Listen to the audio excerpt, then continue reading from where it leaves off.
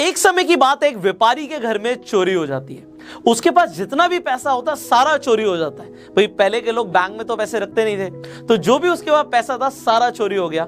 अब वो सोचता है व्यापारी कि मैं व्यापार करूंगा कैसे, अब तो मेरे पास व्यापार के लिए पैसा ही नहीं है। अब पैसा होता नहीं है, धीरे धीरे जरूरतें सामने आने लगती हैं और जो घर का सामान भी होता है वो भी बिकना शुरू हो जाता है। एक समय ऐसा आता है कि घर में खाने के लिए भी कुछ नहीं होता। अब उस व्यापारी की वाइफ उसे बोलती है कि आप राजा के पास जाइए, राजा ही आपकी मदद करेंगे, अब आप हमारी मदद कोई और कर ही नहीं सकता। तो वो जो व्यापारी होता है बहुत समझदार होता है, बहुत इंटेलिजेंट होता है, उसे गाना भी बहुत अच्छा आता है। तो वो राज दरबार में पहुंच जाता है और राजा को ऐसे ऐसे भजन सुनाता है, ऐसे ऐसे गाने सुनाता है कि राजा बहुत खुश हो जाता है, प्रसन्न हो जाता है और बोलता है कि मांगो तुम्हें क्या चाहिए। अब व्यापारी बहुत समझदार होता है। व्यापारी पहले राजा को बोलता है कि अगर आप मुझसे सच में खुश हुए ही हैं तो क्या आप मुझे 1 लाख सोने के सिक्के दे सकते हैं। अब राजा बोलता है पागल हो गए हो, तुमने मुझे गाना ही तो सुनाया, गाने गाने के कौन भाई 1 लाख सिक्के लेके जाता है। पूरा दरबार उस आदमी पे हंस रहा होता है। अब वो व्यापारी इस बात से नाखुश हो जाता है। अब वो राजा को बोलता है कि महाराज आप इतने बड़े राजा हैं, क्या आपके पास शतरंज है। अब राजा हंसने लगता है, कहता हमारे पास शतरंज क्यों नहीं होगा। अपने मंत्री को बोलता है और 1 मिनट में शतरंज सामने आ जाता है। अब वो व्यापारी बोलता है महाराज आप मुझे 1 लाख सोने के सिक्के मत दीजिए, आप मुझे सिर्फ 1 सोने का सिक्का दे सकते हैं। राजा बोलता है सिर्फ 1। अब वो हंसने लग जाता है राजा की 1 सिक्का मांग रहा है। पर वो व्यापारी बोलता है महाराज ऐसे नहीं, ये शतरंज आपके सामने है, इसमें 64 खाने हैं। मैं चाहता हूं आप इतने बड़े राजा हैं, आप मुझे 1 सोने का सिक्का आज दीजिए, मैं 1 ही लेकर जाऊंगा, पर कल मैं दोबारा आऊंगा और मैं 64 दिन तक रोज आऊंगा आपके दरबार में। मैं चाहता हूं बस आप मुझे आज जितने सिक्के दे रहे हैं कल उसका डबल दे दीजिएगा। आज आप 1 दे रहे हैं, कल आप मुझे 2 सोने के सिक्के दे दीजिएगा, उसके बाद 4, इस तरीके से 8, इस तरीके से मैं रोज आपकी शतरंज पे एक कांटा लगा के चला जाऊंगा, एक क्रॉस बना के चला जाऊंगा और जिस दिन 64 दिन हो जाएंगे मुझे लगेगा मुझे इनाम मिल गया। इसके अलावा मुझे आपसे और कुछ नहीं चाहिए, आप इतने बड़े राजा हैं, इतना तो आप मेरे लिए कर ही सकते हैं। अब राजा अपना दिमाग बिल्कुल नहीं लगाता। राजा कहता है 64 खाने हैं, 1 सिक्का आज मांग रहा है, कल 2 ले जाएगा, कितनी ले जाएगा। अपने महामंत्री को बोलता है महामंत्री इस व्यापारी को रोज आप सिक्का देंगे, आज अभी इसे 1 सिक्का दे दीजिए सोने का, ये कल फिर आएगा मुझसे बिना पूछे इसे रोज डबल करके सोने के सिक्के दे देना। अब इसी तरीके से रोज व्यापारी दरबार में पहुंचता है, महाराज से नहीं मिलता, महामंत्री उसे अपने आप ही डबल करके सोने के सिक्के दे देता है। तो पहले दिन तो उसे जहां पे 1 सोने का सिक्का मिलता है, दूसरे दिन मिलते हैं 2, पर 23वें दिन कुछ ऐसा होता है कि राजा भी घबरा जाता है। महामंत्री भागा भागा राजा के पास आता है और बिल्कुल पसीना टपक रहा है, घबराया हुआ है महामंत्री और उससे बोला नहीं जा रहा। अब राजा बोलता है हुआ क्या है महामंत्री, मेरे सामने ऐसे क्यों आए हो, किसी ने हमला बोल दिया क्या हमारे ऊपर, क्या हुआ क्या है मुझे बताओ। महामंत्री बोलता है महाराज हमारा पूरा महाकोष खाली हो गया, हमारे पास अब कुछ नहीं बचा, सब लुट गया, सब चला गया। राजा बोलता है पागल हो गए हो, किसने चुराया, किसने हमारी सारी संपत्ति ले ली, हमारा सारा सोना कहां गया। वो महामंत्री बोलता है महाराज आपको याद है वो व्यापारी जो 23 दिन पहले दरबार में आया था, उसने हमारे साथ एक साजिश करी है, हमारे सारे सिक्के वो लेके जा चुका है। आज ही मैंने उसे 41,94,304 सिक्के दिए। राजा कहता है पागल हो गए हो, तुमने किससे पूछ के उसे 41,94,304 सिक्के दे दिए, इतने थोड़ी देने थे उसे। महामंत्री बोलता है महाराज आपको अपना वचन याद नहीं, आपने बोला था मुझसे बिना पूछे ही उसे हर रोज डबल करके सोने के सिक्के दे देना। महामंत्री बोलता है मैंने बिल्कुल वैसे ही किया महाराज, मैंने उसे पहले दिन 1 सिक्का दिया था, दूसरे दिन 2 दिए, तीसरे दिन 4 दिए, चौथे दिन 8 दिए, 5वें दिन 16 दिए, 8वें दिन तक 128 सिक्के दिए थे। तो राजा बोलता है बाकी के कहां गए। महामंत्री बोलता है महाराज आगे तो सुनिए, 9वें दिन तक उसे 256 सिक्के गए थे, बट 16वें दिन तक उसे 32,000 से ज्यादा सिक्के चले गए। इसी तरीके से 17वें दिन 65,000 से ज्यादा मैंने उसे दिए, उसके बाद डबल होना शुरू हो गया महाराज। 18वें दिन तक मुझे लगा है बहुत सारे सोने के सिक्के लेके जा रहा है, क्योंकि 1,31,000 से ज्यादा सिक्के मैंने उसे दिए थे। पर उसके बाद 19वें दिन 2 लाख से ऊपर, 20वें दिन 5 लाख से ऊपर, 21वें दिन 10 लाख से ऊपर और 22वें दिन 20 लाख से ऊपर। 20 लाख सोने के सिक्के तक मुझे लगा हमारे पास है, अभी राजकोष में बहुत पैसा होगा। बट आज मैंने जब उसे 41 लाख से ज्यादा सिक्के दिए, मैंने देखा अब राजकोष में कुछ नहीं बचा, और इसीलिए मैं आपके सामने आया हूं। अब अगले दिन वो हमसे 83 लाख से ज्यादा सिक्के लेने आ रहा है। महाराज, इतना पैसा, इतने सिक्के हम कहां से लेकर आएंगे? अब राजा को समझ नहीं आता उसके साथ हुआ क्या है। पूरी रात राजा को नींद नहीं आती। अब अगले दिन जब दरबार में वो व्यापारी आता है, राजा अपना सिंहासन छोड़ता है और उस व्यापारी के पैरों में गिर जाता है। बोलता है कि मैंने आपको सबके सामने वचन दिया था कि मैं हर रोज 64 दिन तक आपको पैसा डबल करके दूंगा, पर मुझे नहीं पता था उस दिन दरबार में जिस दिन आपने मुझसे 1 लाख सिक्के मांगे थे, इतनी बड़ी भूल हो गई। मुझे उस दिन आपको 1 लाख सिक्के दे देने चाहिए थे, मुझे नहीं पता था आप इतने बड़े ज्ञानी हैं। आपने 64 दिन तक ये बोला कि आप मुझे सिर्फ डबल करके दे दीजिए 1 सिक्का, और मुझे लगा आप कितने सिक्के मुझसे ले जाएंगे। और कल मेरे महामंत्री ने बताया कि हमारा पूरा राजकोष खाली हो गया है, अब हमारे पास इस सिंहासन के अलावा आपको देने के लिए कुछ नहीं है, क्योंकि हमारे पूरे राज्य में इतने सिक्के नहीं है सोने के, तो आप मेरा सिंहासन ग्रहण करें। देखिए, ये तो एक कहानी थी जिसमें राजा को पावर ऑफ कंपाउंडिंग नहीं पता थी और उस व्यापारी को, उस बिजनेसमैन को पावर ऑफ कंपाउंडिंग पता थी। एक पावर ऑफ कंपाउंडिंग से एक सोने का सिक्का 23वें दिन तक 41,94,304 बन सकता है। आप जरा सोचिए, अगर ये 1 रुपया होता तो 23वें दिन 41 लाख से ज्यादा हो सकता है। बट अगर आज ये आपको कोई बोले कि आज आप मुझसे 10 लाख रुपए ले लो, या फिर हर रोज मैं आपको 64 दिन के लिए 1 रुपया मल्टीप्लाई करके देता रहूंगा, डबल करके देता रहूंगा, तो आप क्या चूज करेंगे? आपका लग रहा होगा कि आप तो अब 1 रुपये को ही चूज करेंगे कि हर रोज डबल करके मिले, बट ऐसा नहीं है। जब हम इस वीडियो को शूट कर रहे थे, इस वीडियो को शूट करने से पहले ये सेम सवाल मैंने अपने कैमरामैन से पूछा, और उन्होंने बोला सर मैं तो 10 लाख रुपए को चूज करूंगा, क्योंकि कितना ही हो जाएगा भाई, 64 दिन तक कितना ही हो जाएगा। आप मुझे जरा नीचे कमेंट में बताइएगा, अगर वो व्यापारी राजा से 64 दिन तक सिक्के लेता तो कितने सिक्के उस राजा को, उस व्यापारी को देने पड़ते? आप नीचे कमेंट्स में जरूर बताइएगा। अब जैसे मैंने बोला कि भाई ये तो एक कहानी थी, रियल लाइफ में ये पावर ऑफ कंपाउंडिंग कैसे काम करती है इसे समझते हैं। देखिए यहां पे क्या है, जब 1 का 2 हो रहा है तो ऑलमोस्ट 100% की रिटर्न्स मिल रही हैं। अब ये 100% की रिटर्न्स हर दिन नहीं मिलती, कहीं भी नहीं मिलती, वरना हर कोई अंबानी बन जाएगा।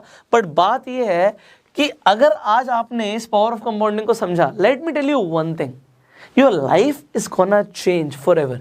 आपकी पूरी जिंदगी बदलने वाली है। Let me tell you why. देखिए, अगर हम रूल ऑफ 72 की बात करें, अब आप में से ज्यादातर लोगों को रूल ऑफ 72 पता होगा, कम से कम उन लोगों को तो जरूर पता होगा जो हमारी रेगुलर वीडियोस देखते हैं। तो रूल ऑफ 72 क्या कहता है कि भैया आपको जो भी रिटर्न्स मिल रही हैं साल की, मान लेते हैं आपको सिर्फ 12% की रिटर्न्स मिलती हैं, तो आप उसे 72 से डिवाइड कर दीजिए, आपके पास आंसर आ जाएगा कि कितने साल में आपका पैसा डबल हो रहा है। तो 6 साल में आपका पैसा मान लेते हैं डबल हो रहा है। वहां पे 1 दिन में हो रहा था, यहाँ पे 6 साल में हो रहा है। मैं 6 साल का एग्जांपल लेता हूं कि आज एक आदमी के पास, उसने काफी पैसा कमाया और उसने 1 करोड़ रुपए को कंपाउंडिंग पे लगा दिया। तो 1 का 2 करोड़ रुपए होगा, 2 का 4 करोड़ रुपए होगा, 4 का 8 करोड़ भी होगा और 8 का 16 करोड़ रुपए भी होगा।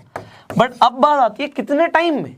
यहां पे 6 साल में हो रहा था, 6 इयर्स में, ठीक है जी। हमने रूल ऑफ 72 के हिसाब से समझ लिया। ये 12 साल हो गए, यहां पे 18 साल हो गए और यहां पे 24 साल हो गए। अब आप कहेंगे 24 साल में जाके सर ये 16 करोड़ रुपए हो रहा है, 1 करोड़ का 16 गुना हो रहा है 24 साल में, 12% की रिटर्न के हिसाब से। बट भाई मेरा एक सवाल है आपसे, ये मैंने 12% ना ऐसे ही लिख तो दिया आपको, बट आप मुझे बताइए, आपको आज आपके पास पैसा है, ये हम मान के चल रहे हैं 1 करोड़ रुपए, 1 करोड़ नहीं है 1 लाख है, जो भी आपके पास है, आपको 12% की रिटर्न्स मिल कहां से रही हैं? बैंक में पैसा रखोगे, बैंक में तो आपको 3% की रिटर्न दे रहा है। अगर आप बैंक में सेविंग अकाउंट में पैसा रखते हैं, अगर आप एफडी भी करा लेते हैं तो कितना 5 से 6% की रिटर्न दे रहा है। And I am sorry to say dear 6%, 5 से 6% तो इन्फ्लेशन ही बढ़ रहा है। इन्फ्लेशन क्या होता है? महंगाई। तो अगर आप बैंक में पैसा रखते हैं 3% के हिसाब से तो आप लॉस में जा रहे हैं, आप नेगेटिव में जा रहे हैं। कंपाउंडिंग नेगेटिव में काम करेगी और आपको साल बाद देखेंगे कि आप गरीब होते जा रहे हैं, अमीर नहीं हो रहे। अगर आप एफडी में पैसा रखते हैं 5 से 6% तो पैसा बढ़ कहाँ रहा है? जितना रखा है उतना उस पर जंग लग रहा है, इन्फ्लेशन महंगाई आ रही है और आपको उतना रिटर्न मिल रहा है। तो एफडी कुछ नहीं है। एफडी तो बस ये है कि आपका ना पैसा बढ़ रहा है ना कम हो रहा है। बट फिर क्या करें? What to do next? अब आप बहुत सारे इन्वेस्टमेंट ऑप्शंस को समझ सकते हैं। देखो हमने एफडी को तो यहाँ पे डिस्कस कर ही लिया, बहुत सारे लोग एफडी कराते हैं। दूसरा इन्वेस्टमेंट ऑप्शन समझते हैं लोग कि हम गोल्ड खरीद के रख लेंगे।